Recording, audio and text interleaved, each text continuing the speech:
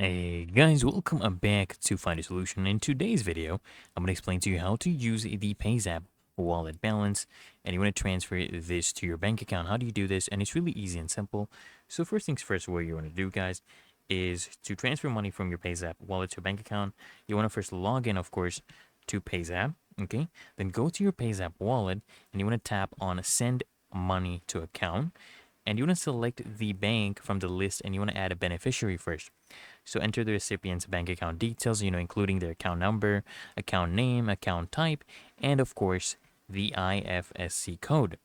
Then you basically want to just enter the amount you want to transfer, select your UPI account to transfer the amount from, enter the UPI PIN, and then guys, you basically want to go ahead and complete the transaction. An important thing to note, guys, as well, is that you can only transfer money from your PayZapp wallet to a bank account if you have completed the bank-based full KYC, which means know your customer, okay? So make sure you do that first, otherwise you're not going to be able to do the bank transfer.